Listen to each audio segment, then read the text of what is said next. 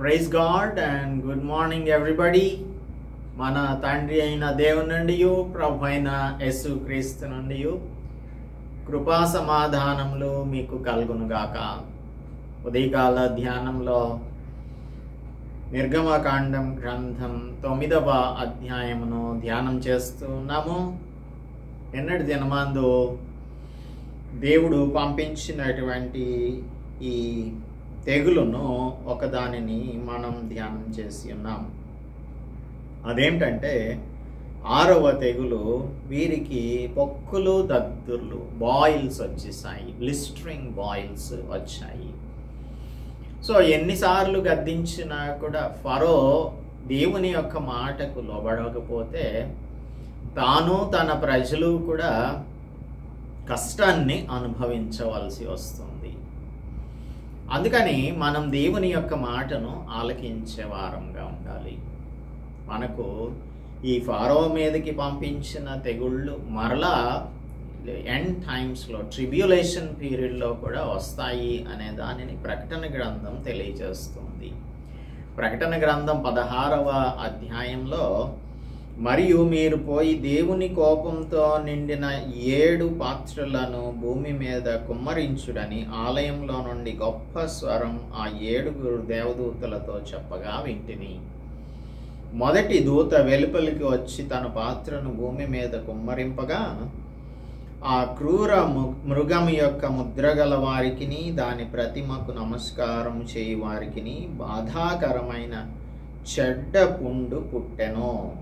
So ఇక్కడ మనం చూస్తున్నాం కదా, బ్లిస్టరింగ్ బాయిల్స్ ఫారో టైంలో ఈజిప్ట్లో కలిగించినటువంటి బాయిల్స్ని దేవుడు ఆ గ్రేట్ ట్రిబ్యులేషన్ పీరియడ్లో మరలా చేయబోతున్నాడు అనే సంగతిని మనం జ్ఞాపకం ఉంచుకోవాలి. ఎందుకు అంటే దేవుని యొక్క గద్దింపునకు లోబడకుండా ఉంటే మనం ఈ లోకంలోనే ర్యాప్చర్లో విడిచిపెట్టబడతాం. అది బహుఘోరమైన విషయం. ఎప్పుడైతే ర్యాప్చర్లో విడిచిపెట్టబడతామో అప్పుడు ఈ ట్రిబ్యులేషన్ పీరియడ్లో మనం ఈ ఉగ్రత పాత్రల ద్వారా దేవుడు కుమ్మరించబోయేటువంటి తన యొక్క కోపాగ్నికి మనం గురవ్వాల్సి ఉంటుంది. So only those who are left behind without being taken away in the rapture వాళ్ళు అనుభవించాల్సి వస్తుంది. అందుకని దేవుని మాట వినేవారంగా ఉండటం అనేది చాలా శ్రేష్టమైన విషయం. So let us go into our meditation with the word of prayer. పరిశుద్ధుడా మా ప్రియ ప్రభువా, మా రక్షక, ఐగుప్తు దేశంలో మీరు చేస్తున్న మహత్ కార్యములన్నింటినీ మేము ధ్యానం చేస్తూ ఉన్నాం. ఈ సర్వలోకము మీద సర్వాధికారం కలిగిన దేవుడవు నీవే ప్రభువా. You are the omnipotent God, sovereign God. నాయన తండ్రి, మీరు చేయలేని కార్యం ఏది కూడా లేదు, మీకు అసాధ్యమైనది ఏది కూడా లేదు. నీ మాట వినని వారికి ప్రభువా ఎటువంటి తెగుళ్ళు వారి మీదకి వస్తాయి అనేది ఈజిప్షియన్స్ మీదకి వచ్చిన తెగుళ్ళ ద్వారా మేము నేర్చుకుంటూ ఉన్నాము. అలాగే ద్వితీయోపదేశకాండం 28వ అధ్యాయంలో మీరు ఇజ్రాయేలీలను హెచ్చరించి ఉన్నారు. ఐగుప్తు దేశంలో వచ్చినటువంటి ఈ బాయిల్స్ మరలా మీ మీదకి వస్తాయి ఈ మాట వినకపోతే అని చెప్తూ ఉన్నారు. మేమందరం కూడా మాట వినే క్రైస్తవులంగా ఉండున్నట్లు మా ఎడల కృప చూపించండి. ఉదయకాలం మాతో మాట్లాడమని క్రీస్తు యేసు పరిశుద్ధ నామంలో ప్రార్థిస్తున్నాం తండ్రి, ఆమేన్. ప్రభు నామంలో మీ అందరికీ కూడా మరి ఒకసారి వందనాలు చెల్లిస్తూ ఉన్నాను. 9వ అధ్యాయం 13వ వచనంలోనికి మన యొక్క ధ్యానంలో ఉన్నాము. We have come here. ఇంతకుముందు ఈ ఈజిప్షియన్ గాడ్స్ అండ్ గాడెసెస్ని గురించి మాట్లాడుకున్నాం కదా. వారికి ఒక దేవుడు ఉన్నాడు, సెరాపిస్ అని. ఈ Greco Egyptian God of healing అని మనం చెప్పాలి, స్వస్థపరచడానికి దేవుడు. అలాగే వారికి గాడ్ ఆఫ్ మెడిసిన్, ఔషధాలకు సంబంధించిన వాడు, గార్డియన్ ఆఫ్ హీలింగ్ సైన్సెస్. ఆ దేవుడి పేరు ఇమ్హోటెప్ అని అనుకున్నాము. సో ఈ సెరాపిస్ని ఇమ్హోటెప్ని దేవుడు డిస్ప్రూవ్ చేసేస్తూ ఉన్నాడు. దీస్ ఆర్ ఫాల్స్ గాడ్స్ అని ప్రూవ్ చేశాడు. వారి టెంపుల్స్ అన్నీ కూడా మూసివేయబడ్డాయి. వారి టెంపుల్స్ ముందు ఒక సైన్ బోర్డ్ని పెట్టుకున్నారు, క్లోజ్డ్ బికాజ్ ఆఫ్ సిక్నెస్ అని. ఎందుకంటే అన్క్లీన్నెస్తో వారి యొక్క ఆలయాలలోనికి వెళ్ళకూడదనే వారి యొక్క చిత్తం, వారి ఉద్దేశం కనుక. సో ఈ హలోక సంబంధమైన క్లెన్లీనెస్కి ఇంపార్టెన్స్ ఇస్తూ ఉన్నారు, కానీ ఆత్మ సంబంధమైన క్లెన్లీనెస్ కావాలి, ఆత్మ సంబంధమైన శుద్ధి ఇది చాలా అవసరమైనటువంటిది. దానిని పాటించకుండా మనం ఈ ఫాల్స్ రిలీజియన్స్ని పాటించినట్లయితే దేవుని యొక్క దృష్టిలో మన నీతి మురికి గుడ్డల్లాగా ఉంటుంది. యేసు క్రీస్తు ప్రభువును మనం రక్షకునిగా అంగీకరించకపోతే, మనం చేసే ఎటువంటి పని అయినా కూడా అది వర్షిప్ చేస్తున్నాము అని అనుకుంటున్నా కూడా that will not be a worship, but it is false or it is disproved by God అనే విషయాన్ని మనందరం కూడా జ్ఞాపకం ఉంచుకుంటూ 13వ వచనంలోనికి వెళ్దాము. 13వ వచనం, అయితే యెహోవా మోషేతో ఇట్లనెను, హెబ్రీయుల దేవుడైన యెహోవా ఇలాగు సెలవిచ్చుచున్నాడు. హెబ్రీయుల దేవుడైన యెహోవా అని మరలా దేవుడు తన యొక్క పేరును చూడండి మనుషులకు ఆపాదిస్తూ ఉన్నాడు. అబ్రహాము దేవుడను, ఇసాకు దేవుడను, యాకోబు దేవుడను అని ఆయన చెప్తూ ఉన్నాడు. ఇక్కడ హెబ్రీయులకు దేవుడు అని చెప్తూ ఉన్నాడు. హెబ్రీయుల దేవుడైన యెహోవా ఇలాగు సెలవిచ్చుచున్నాడు. This is what the Lord God is saying, or what the Lord God is warnings, అనేకమైన వార్నింగ్స్ ఇస్తూ ఉన్నాడు. ఇప్పటి వరకు 6 ప్లేగ్స్ జరిగాయి. అలాగే ఫస్ట్ ఒక ఇంకొక మిరకిల్ కూడా జరిగింది, పాము కర్ర పాముగా మారడం అనేది. ఇవన్నీ చూస్తున్నాడు, ప్రతిసారి చూస్తున్నాడు. మీరు వెళ్ళి మీ దేవుణ్ణి వేడుకోండి, మాకు ఉపశమనం కలిగించండి అంటే వీరు వెళ్తున్నారు, దేవుని దగ్గర అడుగుతున్నారు, వారికి ఉపశమనం కలుగుతుంది. అయితే తన యొక్క హృదయాన్ని కఠినపరుచుకుంటూ ఉన్నాడు. కానీ 6వ తెగులు అయిపోయిన తర్వాత దేవుడే ఫరో హృదయాన్ని కఠినపరిచాడు అని 12వ వచనంలో చదువుకున్నాం. ఉదయాన్నే వెళ్ళాలా, మార్నింగ్ మీటింగ్స్, 3వ మార్నింగ్ మీటింగ్ ఇది, 3rd మార్నింగ్ మీటింగ్ ఇది. ఇంతకు ముందు కూడా మార్నింగ్ మీటింగ్స్ 2 మనం చూసాము. ఉదయాన్నే లేచి 22వ వచనం 8:22లో కూడా నీవు ఉదయాన్నే లేచి వెళ్ళాలి అని చెప్పాడు. ఎక్కడికి, ఫారో దగ్గరికి వెళ్ళాలి అని చెప్పాడు. అలాగా మార్నింగ్ మీటింగ్, ఇక్కడ 3rd మార్నింగ్ మీటింగ్ని చూస్తున్నాము. ఈ 3rd మార్నింగ్ మీటింగ్లో నీవు లేచి వెళ్ళి తెల్లవారుగానే లేచిపోయి ఫరో ఎదుట నిలిచి నన్ను సేవించుటకు నా జనులను పోనిమ్ము, సమస్త భూమిలో. ఇక్కడ ఒక ఎక్స్టెండెడ్ వార్నింగ్, మామూలు వార్నింగ్ కాదు. ఇంతకుముందు ఉన్న వార్నింగ్స్ అన్నీ కూడా చాలా చిన్న వార్నింగ్స్ అనే చెప్పాలి, చిన్న వార్నింగ్స్ ఇవి. నీవు ఇది ఇలా చెయ్యి అని చిన్న వార్నింగ్స్ ఆర్ 1 సెంటెన్స్ వార్నింగ్స్గా ఉన్నాయి. కానీ ఇక్కడ 14 నుంచి 21st వర్స్ వరకు కూడా ఒక ఎక్స్టెండెడ్ వార్నింగ్ని దేవుడు ఇస్తూ ఉన్నాడు. కొంచెం ఎక్స్టెండ్ చేసి చెప్తూ ఉన్నాడు, ఎందుకంటే ప్రేమామయుడు కనుక. ఫారోని కూడా ప్రేమిస్తున్నాడు, తను మారాలని అనుకుంటూ ఉన్నాడు. సమస్త భూమిలో నా వంటి వారెవ్వరునూ లేరని నీవు తెలుసుకొనవలెనని ఈసారి నేను నా తెగుళ్ళన్నీయు నీ హృదయం నొచ్చినంతగా నీ సేవకుల మీదికి నీ ప్రజల మీదికి పంపెదను. తెగుళ్ళన్నీ నీ హృదయం నొచ్చినంతగా. బహుశా దేవుడు ఆ 10th ప్లేగ్ని మైండ్లో పెట్టుకొని ఈ మాటను వినియోగిస్తున్నాడు. నా తెగుళ్ళన్నీ నీ హృదయం నొచ్చినంతగా. దీనినే మనం డివైన్ హార్ట్ అటాక్ అని చెప్పవచ్చు. Divine heart attack. ఇక్కడ ఒక లాంగ్ థియలాజికల్ ఇంట్రొడక్షన్ని దేవుడు ఇస్తూ ఉన్నాడు. కాబట్టి ఆయన యొక్క పర్పసెస్, ఆయన ఈ రిడెంప్షన్ పర్పసెస్ ఏమైతే ఉన్నాయో దానిని ఆయన స్పష్టంగా తెలియజేస్తూ ఉన్నాడు. భూమి మీద నుండకుండా నీవు నశించిపోవునట్లు నా చెయ్యి చాపి ఉంటి నిన్నును నీ జనులను తెగులుతో కొట్టివేసి ఉన్నాను. దేవుడు అనుకుంటే ఏదైనా చేయగలడు కదా. ఈ ఈజిప్ట్ మొత్తాన్ని కూడా ఒకే ఒక్క స్ట్రైక్తో, ఒకే ఒక్క తెగులుతో నాశనం చేసేయగలడు. నేను అలాగ చేయలేదు. దేవుడు టైం ఇస్తూ ఉన్నాడు, స్లోగా సివియారిటీని పెంచుకుంటూ వస్తున్నాడు.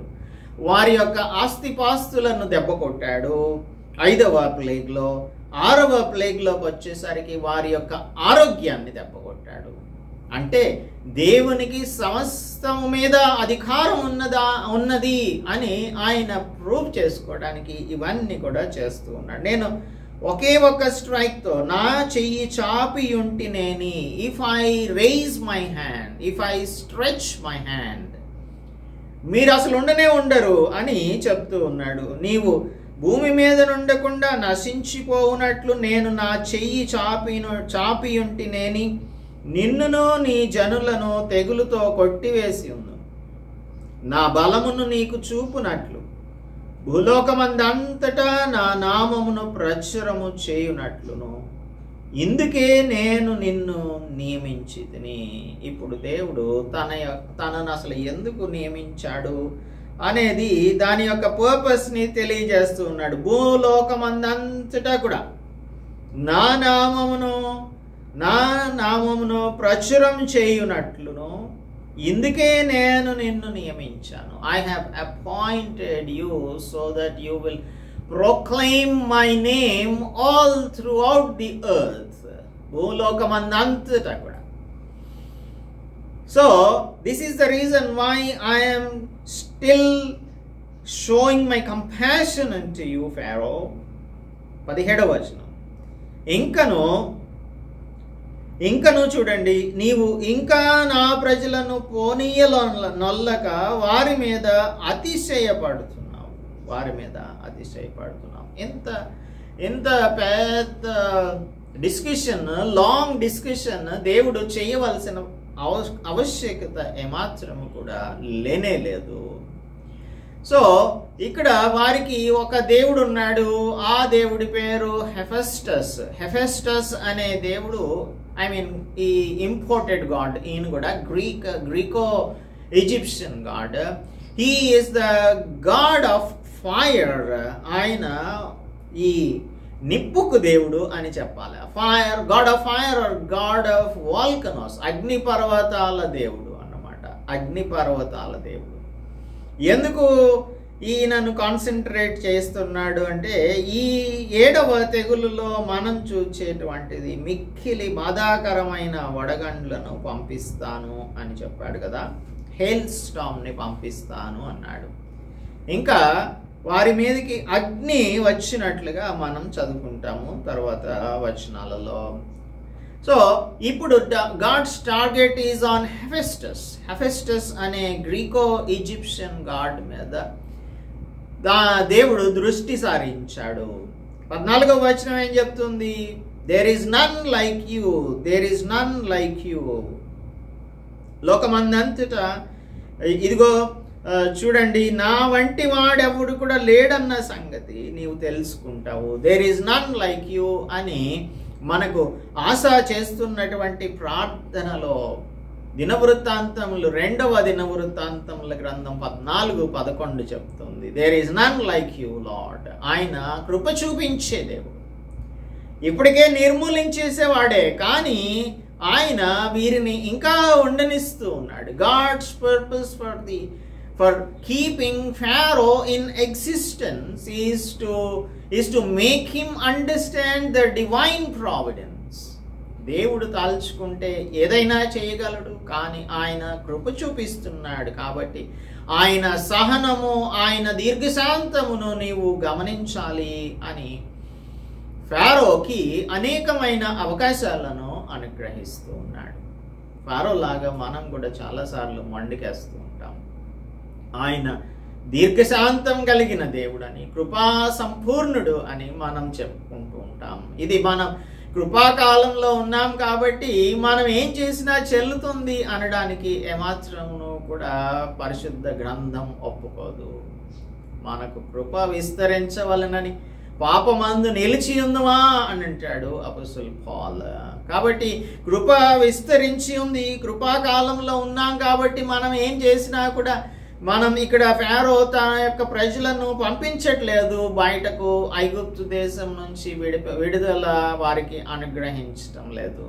అలాగే మనం కూడా దేవుని యొక్క కృపను ఆధారం చేసుకొని మనం దేవునికి విధేయత చూపించలేకపోతూ ఉన్నట్టయితే దేవుని యొక్క ప్రావిడెన్స్ని మనం అర్థం చేసుకోలేదు అన్నదే చాలా స్పష్టంగా తెలుస్తూ ఉంది.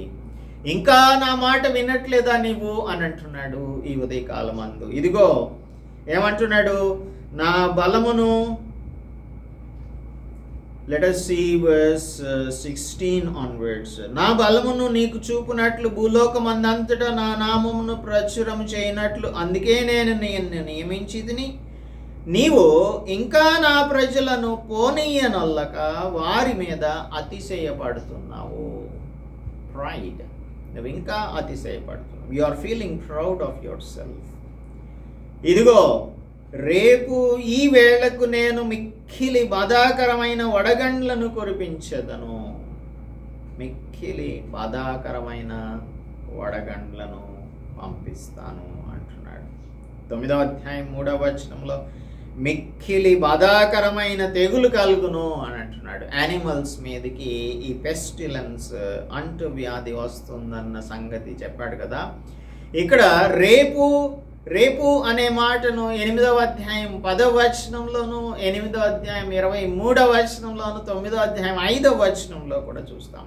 రేపు రేపు రేపు, టుమారో అని రాయబడి ఉంటుంది. కానీ ఇక్కడ బై దిస్ టైమ్ టుమారో, రేపు ఈ వేళకు, ఇంకా ఫిక్స్ చేస్తున్నాడు టైము. రేపు ఈ వేళకు అని అంటున్నాడు. రేపు ఈ వేళకు నేను మిక్కిలి బాధాకరమైన వడగండ్లను కురిపించదను.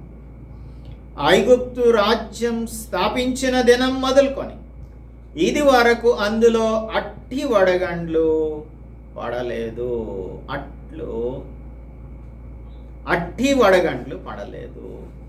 సో ఐగుప్తు దేశమును స్థాపించిన దినం నుంచి, అంటే never in the history, never again కాదు, never in the history, in the past. Never again అంటే మళ్ళీ కుదరదు. ఎందుకంటే 16వ అధ్యాయంలో ఈ ప్రకటన గ్రంథం 16:21లో మరలా అక్కడ సైజు కూడా చెప్పబడి ఉంటుంది. 16:21 చూద్దాము. గ్రేట్ ట్రిబ్యులేషన్లో మరలా వడగండ్లు పడతాయి. 16:21 చూద్దాము. 5 మణుగుల బరువు గల పెద్ద వడగండ్లు ఆకాశం నుండి మనుష్యుల మీద పడెను. ఎంత సైజు ఉన్నాయి? 5 మణుగుల బరువు, అంటే 100 pounds ఈచ్. 1 పౌండ్ అంటే 450 గ్రాములు. అరకిలో అనుకుందాం సుమారుగా.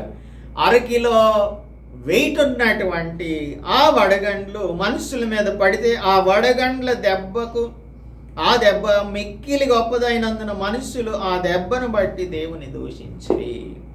అంటే అక్కడ వాళ్ళు అక్కడికి మారట్లేదు, ఇక్కడ ఫారో కూడా మారట్లేదు కదా. సో మాట వినకపోతే ఖచ్చితంగా శిక్ష. Formidable size of hailstones వచ్చి పడతాయి. ఇది వరకు ఎప్పుడు కూడా ఇలాగూ జరగలేదు. అంత గొప్ప కార్యాన్ని నేను చేయబోతూ ఉన్నాను అని చెప్తూ ఉన్నాడు. మిక్కిలి బాధాకరమైన వడగండ్లు పడతాయి. ఐగుప్తు రాజ్యం స్థాపించిన దినం మొదలుకొని ఇది వరకు అందులో అట్టి వడగండ్లు పడలేదు. కాబట్టి వార్నింగ్ ఏంటంటే, నీవు ఇప్పుడు పంపి నీ పశువులను పొలములలో నీకు కలిగినది యావత్తును త్వరగా భద్రం చేయి.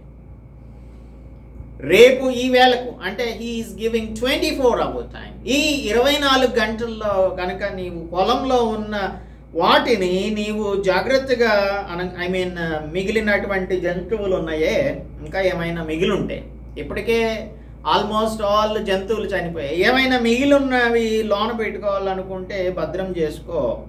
ఇంటికి రప్పింపబడక పొలంలో ఉండు ప్రతి మనుష్యుని మీదను జంతువుల మీదను వడగండ్లు కొరియును, అప్పుడు అవి చచ్చును అని చెప్పమని చెప్పాడు.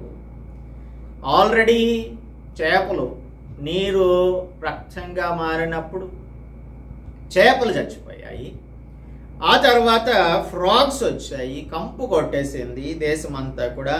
ఆ తర్వాత ఫ్లైస్ వచ్చాయి, పేలు వచ్చాయి. పేలు తర్వాత ఈగలు వచ్చాయి. అసలు దేశమంతా కూడా అల్లకల్లోలంగా అయిపోయింది. ఇప్పుడు ఆల్మోస్ట్ 90% అనుకుందాము, మనకి ఎగ్జాక్ట్గా తెలియదు కానీ అవన్నీ పశువులు చనిపోయాయి. తర్వాత వీళ్ళ యొక్క బాడీస్, వీరికి హెల్త్ ఇష్యూస్ వచ్చేసాయి, బాడీ మీద అన్ని సోర్స్ వచ్చేసాయి. ఇక్కడ దీని నుంచి రిలీఫ్ వచ్చింది అన్న సంగతి మనం ఎక్కడా చదువుకోవట్లేదు. నీవు మీ దేవుణ్ణి అడుగు, వీటిని తీసేయమని ఫారో అడగలేదు. తర్వాత వాటిని తీసేసినట్టుగా కూడా ఎక్కడ మనం చదువుకోవట్లేదు. బహుశా వారందరికీ కూడా ఈ బాయిల్స్తోనే ఉండుంటారు.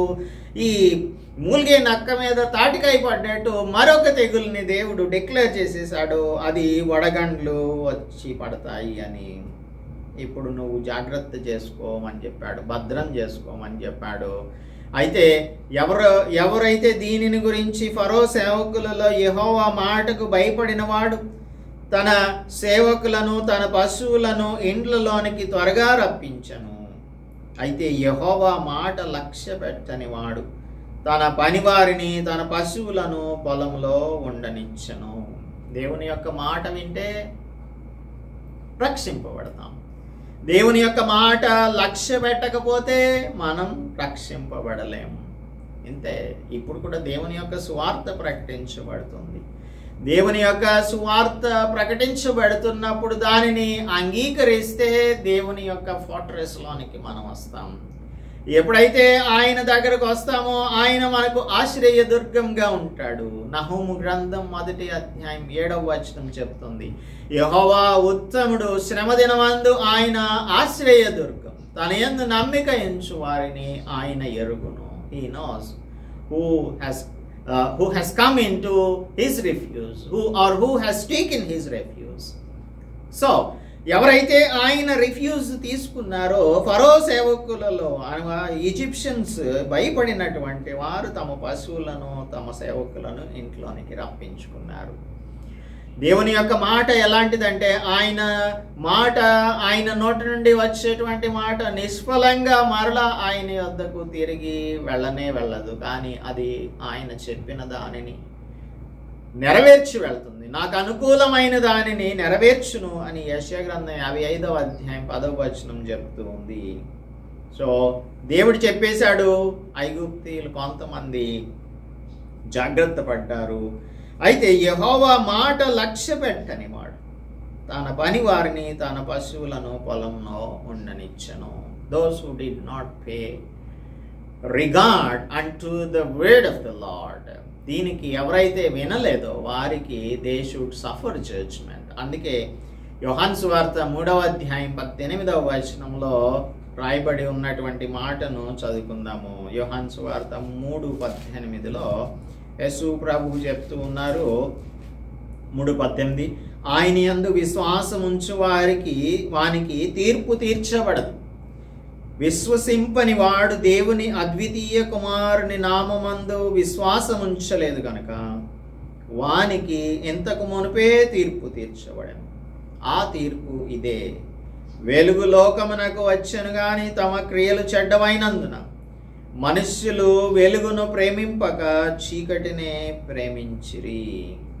సో ఈ విధంగా ఎవరైతే చీకటిని ప్రేమిస్తారో వారు వెలుగులోనికి రాలేరు, వారికి తీర్పు వస్తుంది, జడ్జ్మెంట్ వస్తుంది. So those who did not listen, they left their animals and they left their servants in the fields, and what will happen అనేది మనం చూద్దాము నెక్స్ట్ వర్స్ నుంచి. Next tomorrow maybe we will meditate it tomorrow. Let us pray. పరిశుద్ధుడా, మా ప్రియ రక్షక, మా ప్రభువా, 7th plague ప్రిపరేషన్ని మేము ఇక్కడ చూస్తూ ఉన్నాము.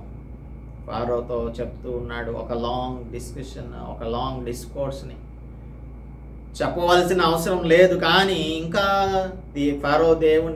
దేవుడు ఫారోని ప్రేమిస్తున్నాడు కనుక ప్రభువా మీరు ప్రేమిస్తున్నారు కనుక మోసే చేత ఒక పెద్ద వార్నింగ్ని, ఎక్స్టెండెడ్ వార్నింగ్ని ఇస్తూ ఉన్నారు. మాకు కూడా అనేకమైన సార్లు ఎక్స్టెండెడ్ వార్నింగ్స్ని ఇచ్చినప్పటికీ కూడా ఫరో యొక్క సేవకులు కొందరు వారు నాయనా they took refuse in you, వారు వారి యొక్క సేవకులను వారి యొక్క పశువులను కాపాడుకోగలిగారు. ఆయన ఎవరైతే మిమ్మల్ని ఆశ్రయించారో వారు ఖచ్చితంగా జడ్జిమెంట్లోనికి వెళ్ళేవారిగా ఉంటారు.